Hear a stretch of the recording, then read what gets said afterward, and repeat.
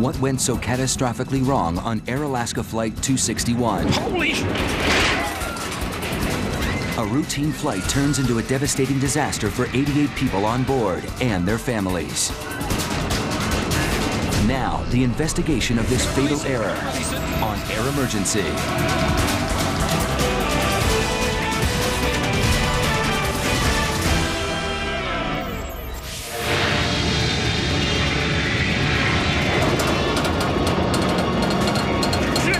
You got it? What are you doing there? It just got worse, okay? In January 2000, an Air Alaska jet with 88 passengers and crew suffered a catastrophic failure that tore it from the sky. A shocking chain of negligence and error led to disaster. When a whistleblower mechanic tried to sound the alarm about faulty maintenance procedures, he was suspended from his job.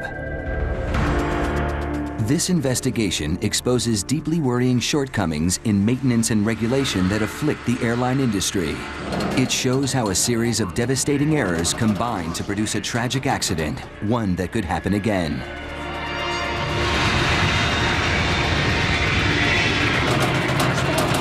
Release it!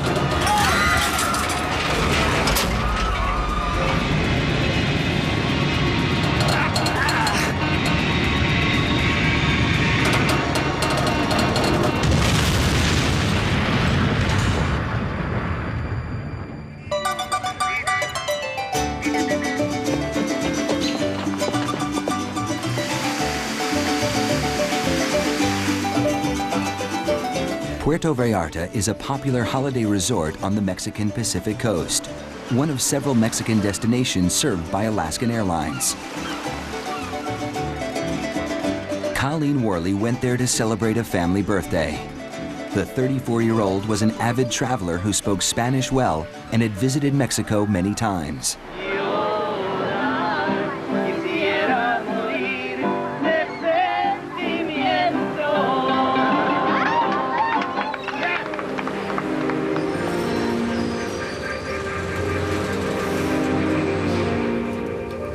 Colleen and other vacationers returning from Puerto Vallarta settle in for the 3-hour, 45-minute flight to San Francisco. In the warm afterglow of their time off, they are looking to the future. Colleen and her fiancé, Monty, were planning to start a family later that year. Be ready for taxi at 5. The pilots on Flight 261 are very experienced. Captain Ted Thompson and First Officer Bill Tansky have thousands of hours flying MD-80s. They know the plane well.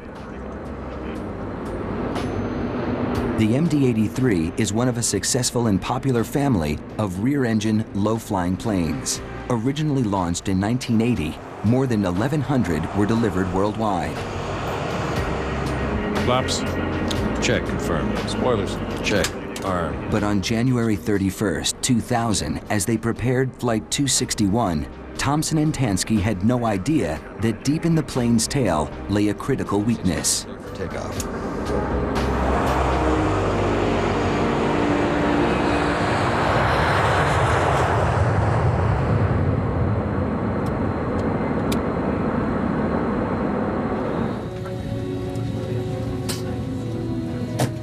Colleen Worley and fiancé Monty were planning their upcoming wedding.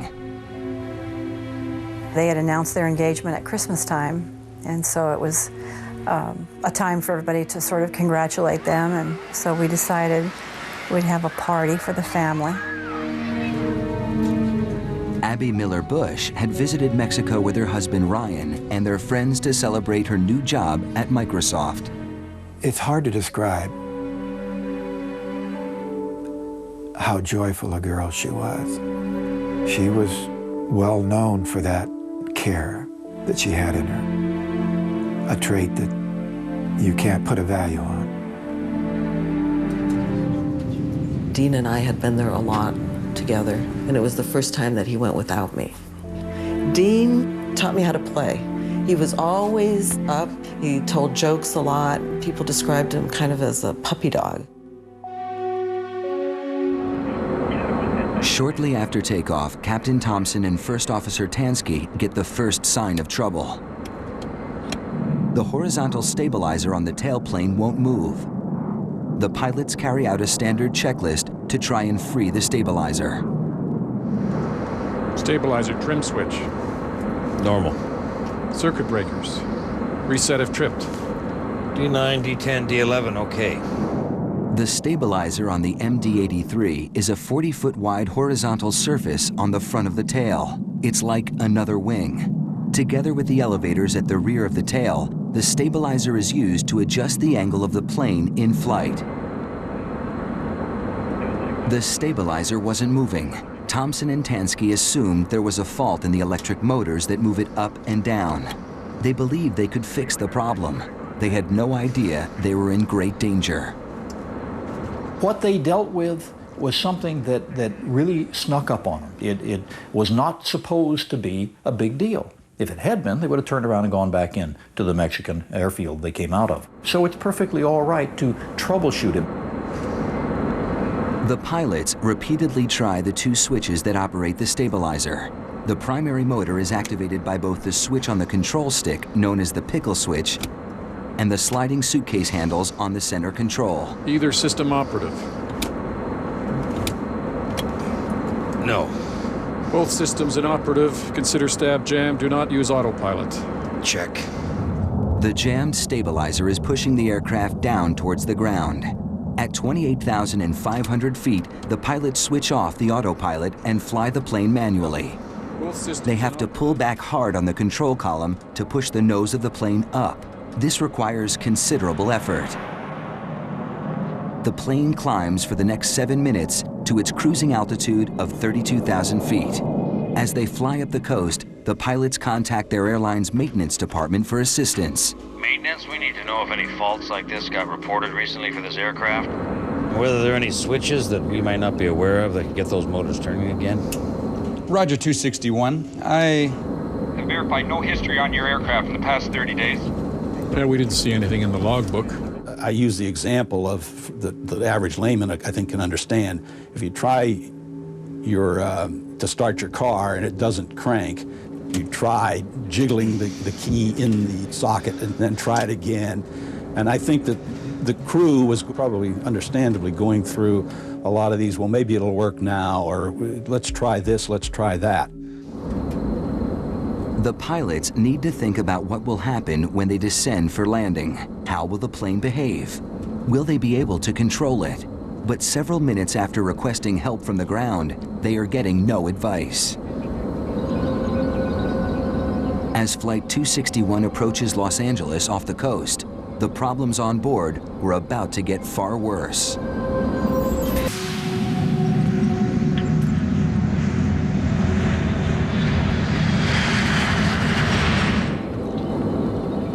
The pilots on the crippled Air Alaska Flight 261 are flying manually in a plane that has a jammed stabilizer, which is forcing the plane's nose down. They have another go at freeing up the jammed stabilizer and switch on both of the motors that control it. This'll click it off. Holy sh...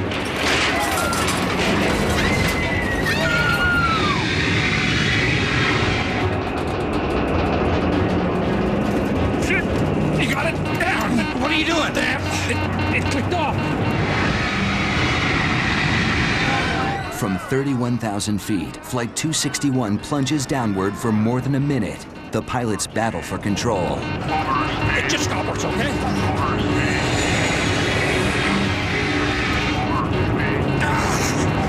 You're stalled! At first, they pull back on the control columns to fight the dive. Then the pilots push the nose down into the dive to regain control. It's a risky maneuver, pushing the plane's dive to 350 miles per hour. You gotta release it! You gotta release it! The pilots slowly bring the plane back under control and bring it out of its dive.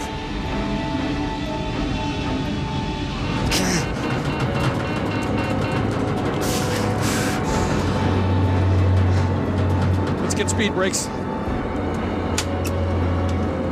Give me high pressure pumps. Okay. Help me back. Help me back. Okay.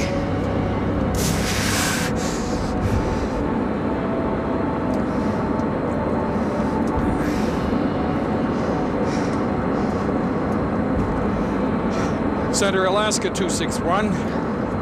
We're in a dive here. I've lost control. Vertical pitch. Alaska 261, say again, sir. Yeah, we're out of 26,000 feet. We are in a vertical dive. Not a dive yet, but we have lost vertical control of our airplane. Just help me. Once we get the speed slow, maybe we'll be okay. Maintaining level flight is difficult. The jam stabilizer keeps pushing the nose of the plane down. We're at 23.7. Request. Yeah, we got it under control here. No, we don't. Okay. Okay. To counteract the downward force of the stabilizer, the pilots use the elevator's movable panels at the back of the tail linked by cables to the control column. The pilots pull with all their might. The fate of the plane hangs on the strength of their arms. In the cabin, frightened passengers try to recover from the terrifying plunge. They have no idea what will happen next. Vacation memories are replaced by the fear of death.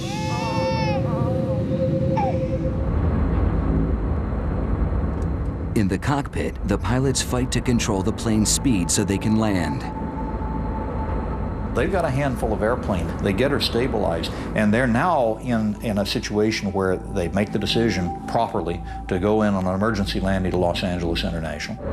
Let's take the speed brakes off. No, leave them there. It seems to be helping. Damn. Okay, it really wants to pitch down. Okay. Don't mess with that. I agree with you. With the plane under temporary control, the pilots make the fateful decision to do a little troubleshooting. They need a block of clear space around the aircraft in case they lose control again. They contact air traffic control. Alaska 261, say your conditions. 261. 24,000 feet, kind of stabilized.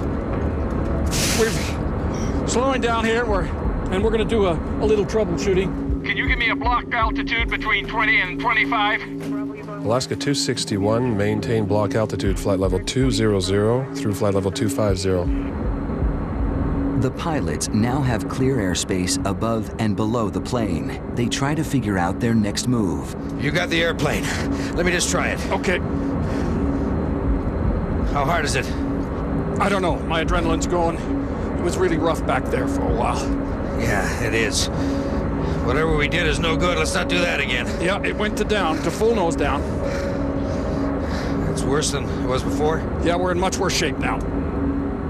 The pilots know this is not a mere electrical problem. From what they've experienced, they assume the stabilizer is now jammed. I think it's at the stop, full stop, and I'm thinking, can it get any worse? But it probably can. But let's slow it. Let's get down to 200 knots and see what happens. The crisis is worse than ever. Uncertain how the plane will react if they try to slow it down, the pilots must pull on the elevators to maintain level flight. Captain Thompson once again tries to get help from maintenance. Maintenance, 261, are you on? Yeah, 261, this is maintenance. Okay, we did both the pickle switch and the suitcase handles, and it ran away. It ran away full nose, trimmed down. Oh, it ran away trimmed down? Okay, and now we're in a damn pinch, and we're worse than we were before.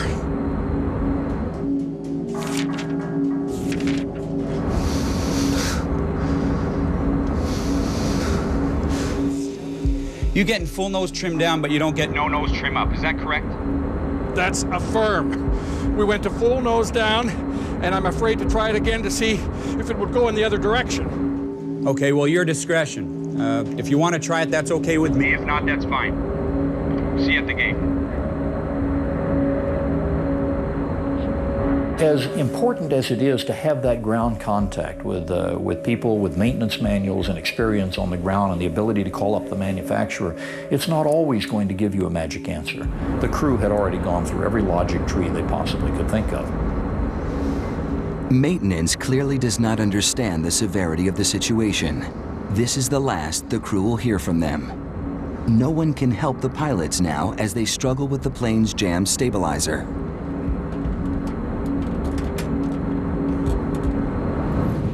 Ever professional, however, they try to put the passengers at ease.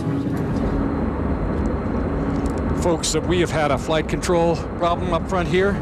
We're working it. That's Los Angeles off to the right there, and that's where we're intended to go. We're pretty busy up here working this situation. I don't anticipate any big problems once we get a couple of subsystems on the line. But we will be going into LAX, and I anticipate us parking there in about 20 to 30 minutes. In fact, they will never make it to Los Angeles. But that is just the beginning of a real-life horror story yet to unfold. After the terrifying 8,000 feet plunge downwards, Alaska Airlines Flight 261 has now leveled out. LA, Alaska 261, we're with you. We're at 22.5. We have a jam stabilizer, and we're maintaining altitude with difficulty. But we can maintain altitude, we think, and our intention is to land at Los Angeles. The pilots request to be routed over the Pacific Ocean away from the airport. Center at Alaska 261, I need to get down about 10, change my configurations to make sure I can control the jet, and I'd like to do that over the bay here if I may. If the worst happens, the pilots don't want to kill people on the ground as well as on the plane. There are a lot of lives saved that people maybe don't realize by the fact that this aircrew said, let's stay out over the water until we've got this thing completely under control.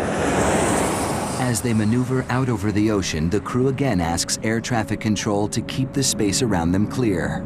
Alaska 261, fly a heading of 280 and descend and maintain 17,000.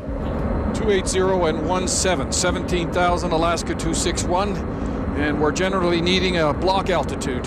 Alaska 261, roger.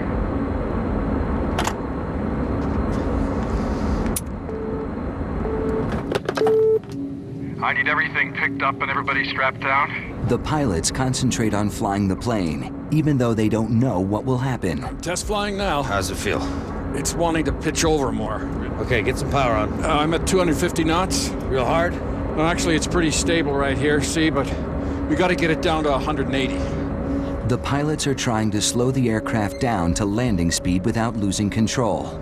But as they inch their way toward a solution, every move they make could have fatal consequences. The only hope for the passengers is that the pilot's skill and experience will get the plane to Los Angeles Airport. It's on the stop now, it's on the stop. Not according to this, it's not. As one effort after another fails, the crew wonders if the stabilizer is damaged. The trim might be, and then it might be if something's popped back there. Yeah. It might be mechanical damage too. I think if it's controllable, we ought to just try and land it. Think so? Okay, let's head for LA. But just as they prepare to land in Los Angeles, something gives way in the tail of the plane. Did you feel that? Yeah. Okay, give me slats. This is a bitch. Is it? Yeah.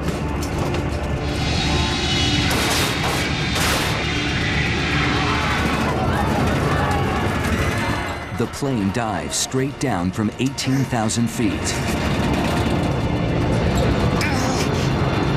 To avoid collision, LA Control has warned the pilots of nearby planes that Alaska Flight 261 is in distress. These pilots have now reported back to the tower. That plane has just started to do a big, huge plunge. Yep.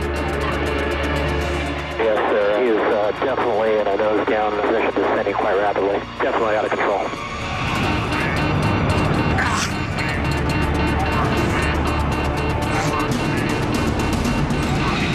Plane's inverted, sir. Okay. Yeah, he's inverted. The pilots have difficulty reaching the controls. The plane is upside down, but they believe they can roll the plane out of the dive. Mayday! Push and roll! Push and roll! Kick, damn it! Push! Push! Push! Push the blue side up! They tried to fly the airplane even upside down. They never for a moment believed that they could not find a way to control this airplane. Push! I'm pushing! Okay, let's kick rudder! Left rudder! Left rudder! Can't reach it! Okay! Right rudder! Right rudder! Plane was being knocked from side to side. It turned upside down. It was spinning. Persons were being thrown against the walls of the plane, falling out of their seats, and the cockpit voice recorder screaming. Unbelievable, horrible last few minutes of their lives. Are we flying? We're flying! We're flying! Tell them what we're doing. Let me just... damn. At least upside down, we're flying. Yeah. And it was so violently upside down that the pilots were hanging from their shoulder straps. Passengers don't have shoulder straps.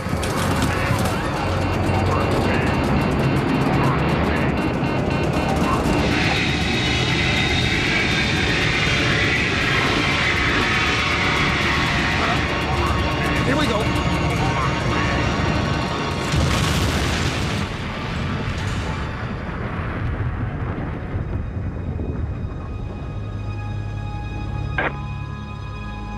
And he just hit the water. Yes, sir. He hit the water. He's down.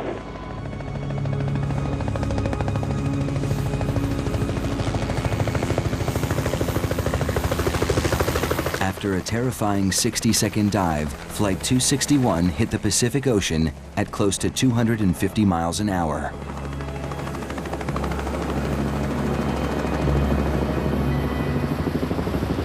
Rescue helicopters were soon at the crash site, but there were no survivors. The plane had broken up on impact. 88 passengers and crew, including 3 young children, died instantly.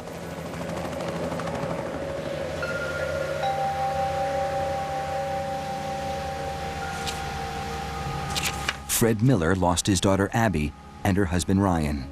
These people suffered on the way down. This was not a pretty way to die.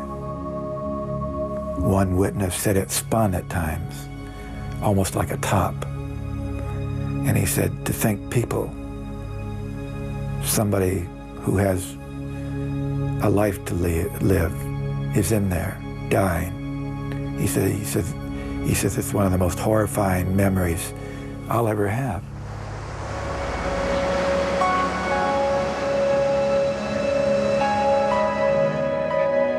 Susan De Silva lost her husband, Dean. I know that they went through a horrible, horrible experience. This was a violent end these people suffered. There were no bodies that were intact or even close to intact. And they were conscious for a long time before it all came apart. Colleen Worley died along with her fiancé, Monty. As a mother, keep waiting for your child to come home. And Colleen had traveled so much in her life that it was unusual not to have her just walk in the door. All this time you're thinking something caused this, something made this happen, and I want to find out who's responsible for this. The investigation into Alaska Airlines Flight 261 began to swing into gear, but the wreckage lay 700 feet down. So National Transportation Safety Board officials called on Navy submersibles to retrieve the plane from the seabed. We set up a base of operations, and we had a remote operating vehicle with the side-scanning sonar, which they used to map the debris field and get an idea of how widely spread the wreckage was.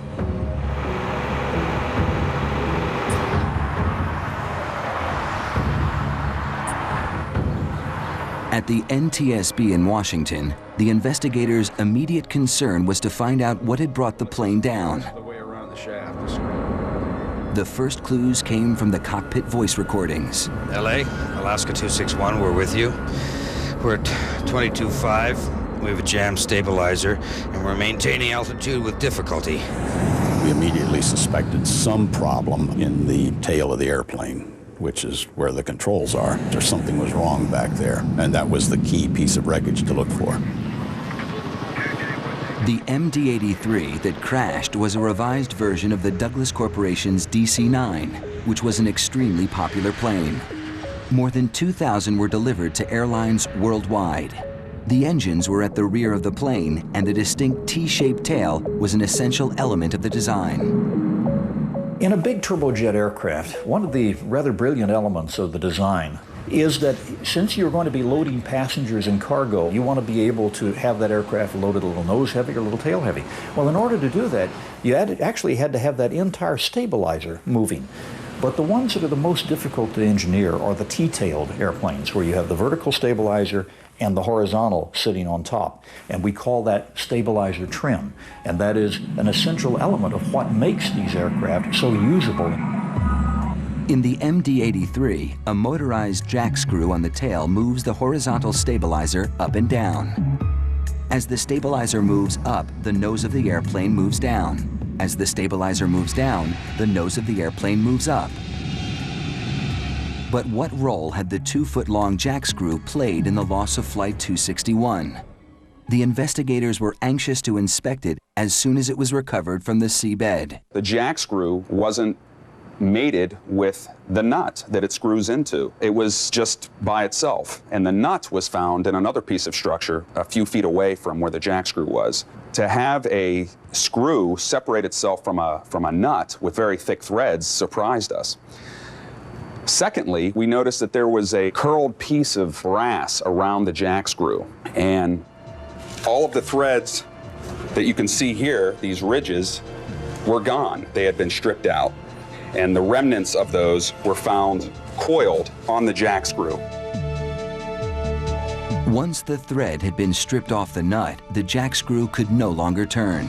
The pilots could not have known the nature of the real problem.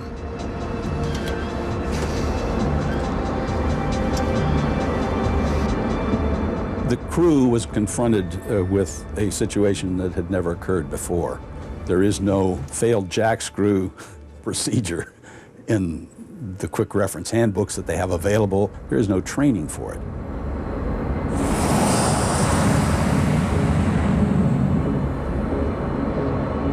When the jack screw jammed, the pilots were unable to adjust the stabilizer. We felt that it was due to the fact that these nut threads had worn away, and it was just too hard for that jack screw under the power of the electric motor to turn. That gave the flight crew an indication that there was a problem. The crew knew they had a problem in the tailplane, but they had no idea what.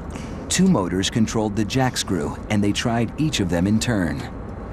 But the pilots' attempts to free the jammed stabilizer made the situation worse. We're at 23.7. Request. Yeah, we got it under control here. No, we don't.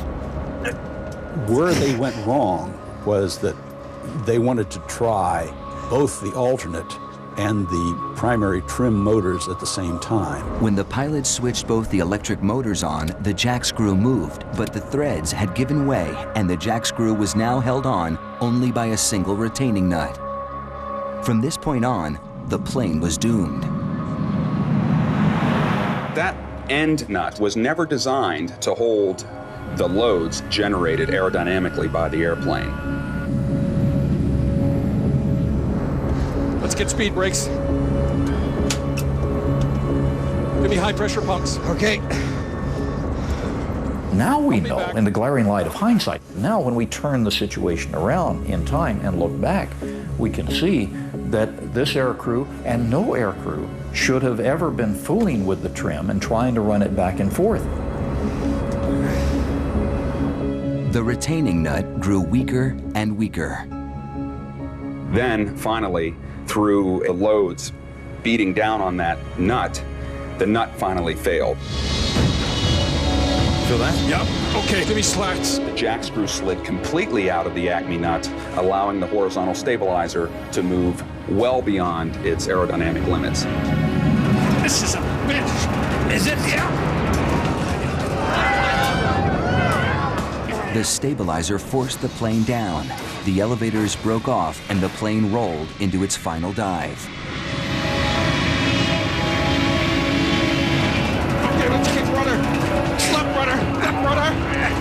I can't reach it. This crew was working to recover the aircraft right down to the water. I mean, they did not give up the whole way down through the descent.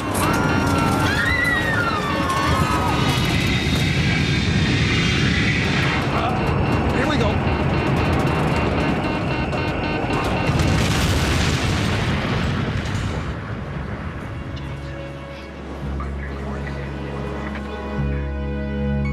It was clear to the investigators that the failure of the jack screw was the only explanation for the plane's erratic flight path and final dive.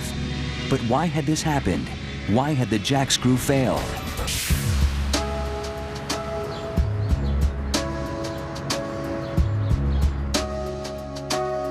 The investigators began looking deeper and deeper into the condition of the faulty jack screw on Alaska Airlines Flight 261. What had caused it to fail? There was no lubrication or visible grease on the working area of the screw. That was surprising and strange.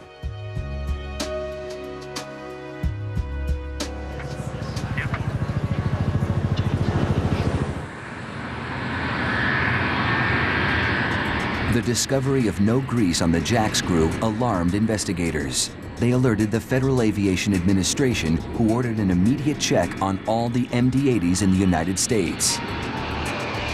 They made a shocking discovery. At Alaska Airlines, in 6 of its fleet of 34 planes, the jack screw assembly needed to be replaced after failing the new inspections.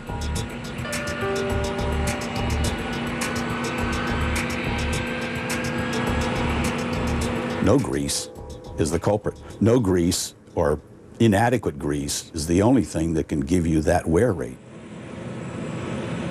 A simple lack of grease led to the failure of the jack screw and the loss of 88 lives. But why did this happen at Alaska Airlines? The investigators' attention now switched to the company's maintenance program. What emerged was deeply worrying. We interviewed all the mechanics who had worked on these airplanes. We knew that they had been falsifying records or not doing the work they had indicated. The mechanics at Alaska complained that they were pressured to keep the planes in the air or that their recommendations were overruled by supervisors. Some alleged that records were altered to show work done that was not done. Alaska has long been one of America's most successful airlines, but in the early 1990s, the economic downturn began to hit the company hard. Its response was to slash costs to revive its fortunes.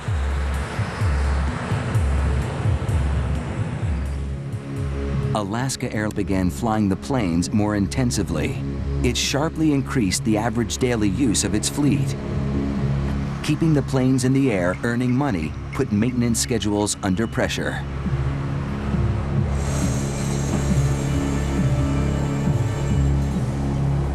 John Leotine was lead mechanic at Alaska Airlines' Oakland maintenance facility, where he worked for 8 years.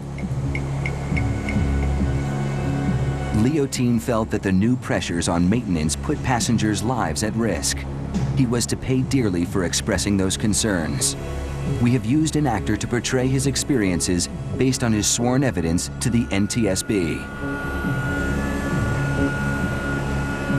Leotine claimed that the planes were being pushed back into service too quickly. Sometimes, rather than wait for a replacement part or repair, supervisors passed planes fit for service, free to carry passengers up in the air.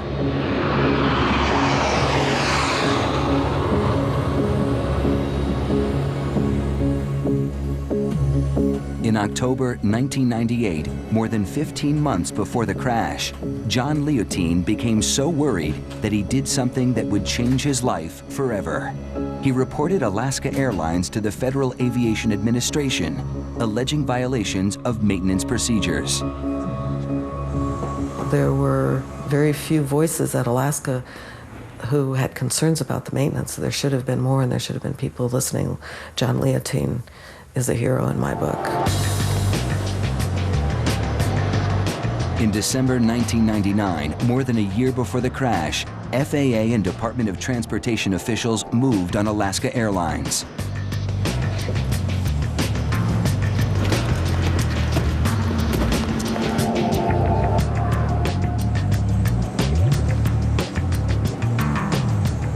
The case was referred to federal prosecutors, and the FBI raided Alaska's maintenance facilities and seized thousands of records.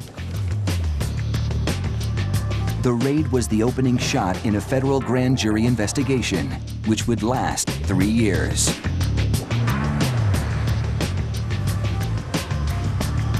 Alaska Airlines officials denied that any unsafe planes were put into service or that passengers' lives were ever at risk.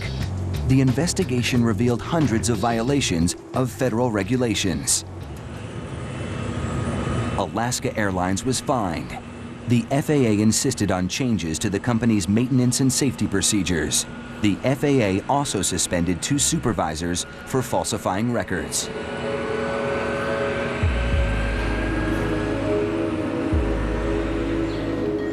Like other whistleblowers, John Leontine would pay a heavy price for his efforts to save lives. Alaska Airlines put him on paid leave from his job, costing him thousands of dollars in regular overtime earnings.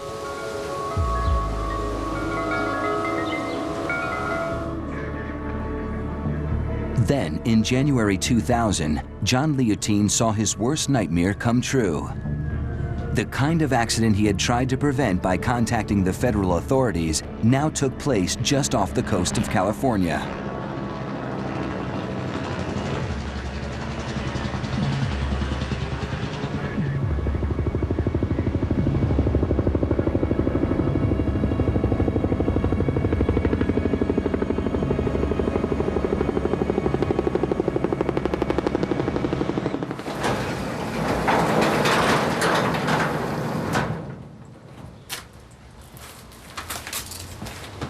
After the crash of Flight 261, mechanic John Leontine went back to his own work records.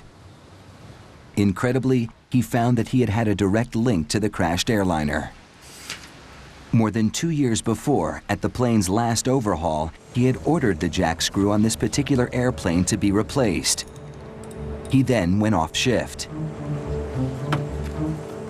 When investigators examined the record, they had found that Leontine's recommendation had been overruled by the next shift and the plane put back into service. It would be 2.5 years before the next overhaul, but time ran out. 2 months before the overhaul was due, Flight 261 crashed.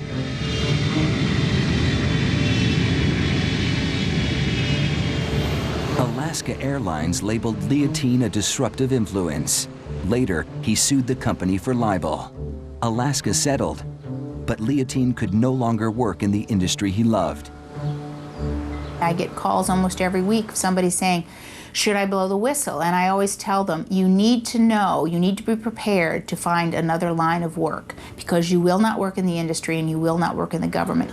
In most cases, it's almost impossible to be a whistleblower and survive your career.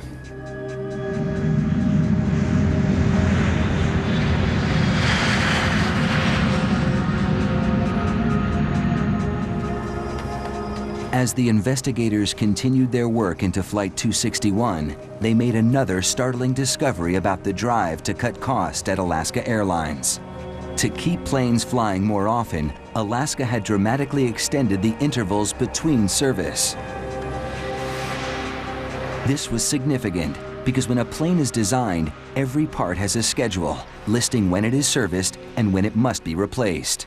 You're supposed to go in and inspect every so many hours, and that's different on parts all over the planes. Some things you have to look at after every flight. Other things have to be inspected every 2 or 3 days.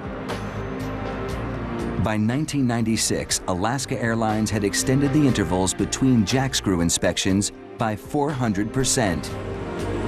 Now, there were more than 2,500 hours between each service. The extended service intervals were to prove fatal for Flight 261. In its final report into the crash of Flight 261, the NTSB concluded that Alaska Airlines' extended service intervals to the jack screw on its MD-80s were a significant contributor to the crash. I don't recall with carriers doing anything to save a dime, maintenance, safety, took a back seat.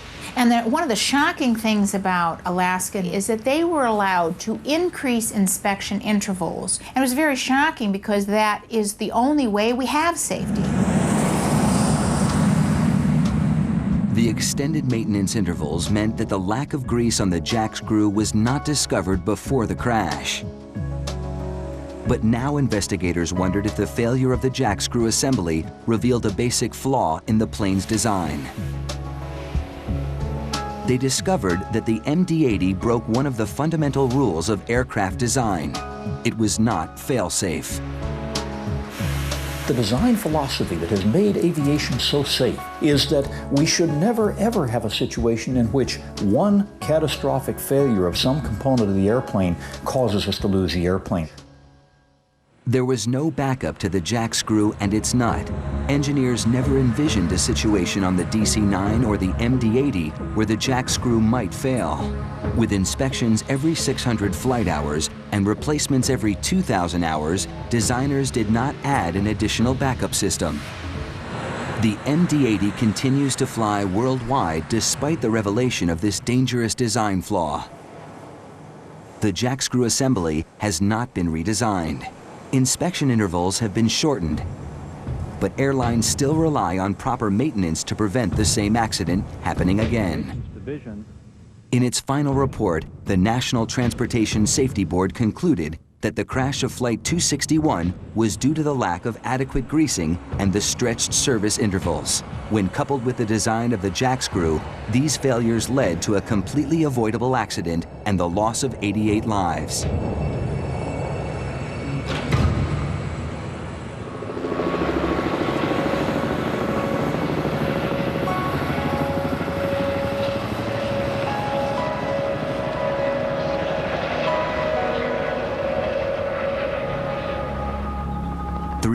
After the crash of Flight 261, the relatives and friends of the dead dedicated a permanent memorial at Port Hueneme close to the crash site. Janice Stokes.